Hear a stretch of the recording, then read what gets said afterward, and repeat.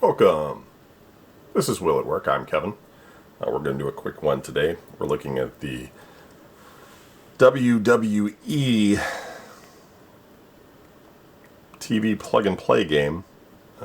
This one is game key ready. I guess this is probably SmackDown. I'm not quite sure though because it also says Raw here in the corner, but then it has SmackDown here and SmackDown here. Let's flip it over on its back here. And it actually is Raw versus SmackDown, so that kind of helps us. Get pumped for real WWE action. Plex or pile drive, suplex, and body slam your way to the WWE Championship. Tag team championship modes, etc. This one may be another one where they kind of wrote their own game rather than taking it from the Genesis or whatever. The reason I say that is, again, it's because it's developed by HotGen, and I think that was kind of like Jack Pacific's people to go to develop games for these little systems. But they might also be porting games. I mean, the only reason I say that is because when you look at things like The Last Airbender or Dora the Explorer, these little controller games that didn't have, 16-bit games at the time, HotGen had to develop them for those systems. So I think that that's kind of what they're doing here. So somewhat of a unique one. And this one is actually what I would consider to be a game console.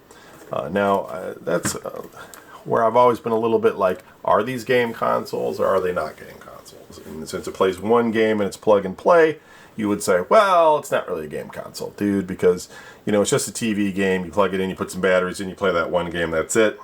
But this actually takes cartridges. They call them game keys.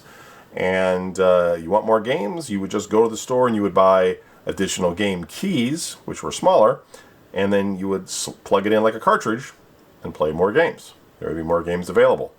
I don't have any game keys. I'm not going to open this up, and it doesn't come with one, but it does come with the port.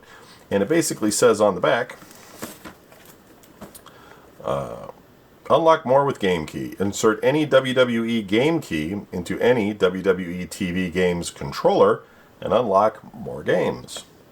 Game keys sold separately, available soon at a retailer near you. Now, I don't know if they even sold them. I mean, like I said, Jack's Pacific, they kind of they spun this off into Jack's TV Games, and I don't think that's around anymore. I don't think they're making these. This is another one that was made probably in the mid-2000s, mid to late, 2005. That's when these little handheld things were selling well. To give you, some level of understanding, like we've talked about a lot of failed game systems that sold like 20,000 units or 50,000 units, etc.